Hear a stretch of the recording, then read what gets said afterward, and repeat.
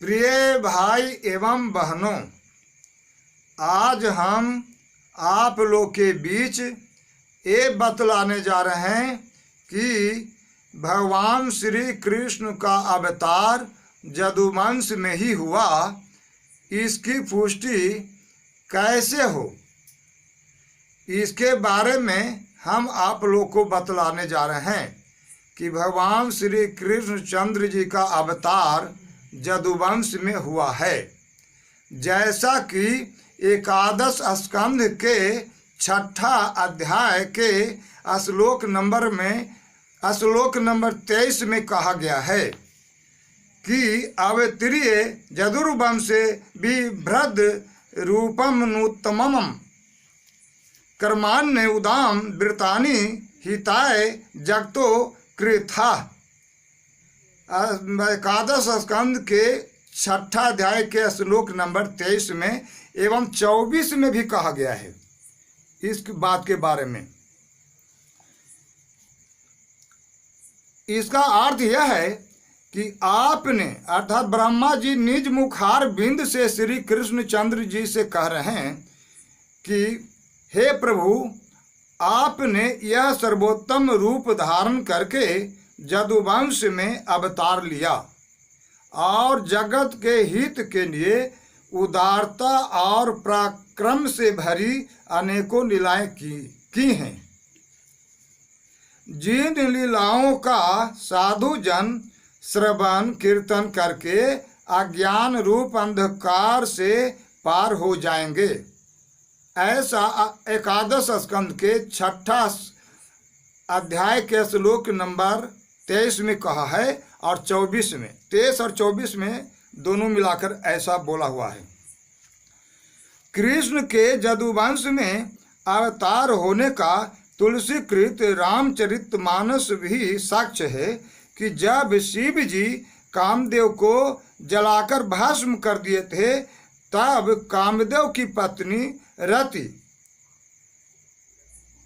जब पति की मृत्यु के शोक में डूब रही थी, तब शिव जी ने तुलसीकृत रामचरितमानस के बालकांड के दोहा नंबर 87 में कामदेव की पत्नी रति से कहा कि हे रति, अब से तेरे स्वामी का नाम अनंग होगा, अर्थात व्यापक होगा। वह बिना ही शरीर के सबको व्यापेगा, अर्थात जिस तरह कामदेव सशरीर रहते हुए सारा जगत को काम प्रेरणा से प्रेरित करते थे, जिससे जनन प्रजनन में किसी प्रकार की बाधा नहीं होती थी, उसी तरह अनंग रहते हुए भी अर्थात बिना शरीर का रहते हुए भी व्यापक रूप में काम करेगा। सब पर उतना ही प्रभाव डालेगा जितना कि सशरीर रहते भर में कामदेव अपनी काम प्रेरणा से सारा जगत को प्रेरित करके जनन प्रजनन में सहयोग प्रदान करते थे, जिससे जनन प्रजनन की प्रक्रिया सुचारू रहती थी। और उन्होंने कहा, भगवान शिव जी ने कहा कि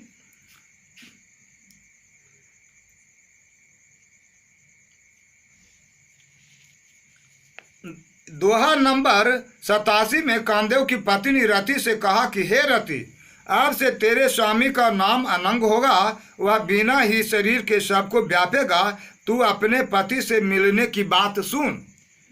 यानी दोबारा उनके पति से कब मिलन होगा, इसके बारे में जानकारी भगवान शिव जी ने रति को दिया और कहा कि जब यदुवंश कृष्ण अवतारा होई ही हरन महामही भारा।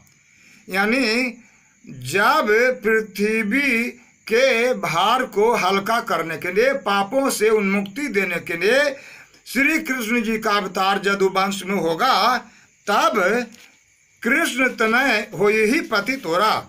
तब श्री कृष्ण का पुत्र तनय में पुत्र होता है, तब श्री कृष्ण का पुत्र तुम्हारा पति होगा। बचनु अन्यथा होई न मेरा, बचनु अन्यथा होई न मोरा। मेरा वचन दूसरा नहीं हो सकता है, अर्थात व्यर्थ नहीं होगा। मैंने जो कहा वह प्योर सत्य होगा। जब जदुवंश कृष्ण अवतारा, होई ही हरण महामही भारा। कृष्ण तनय होई ही पति तोरा, बचनु अन्यथा होई न मोरा।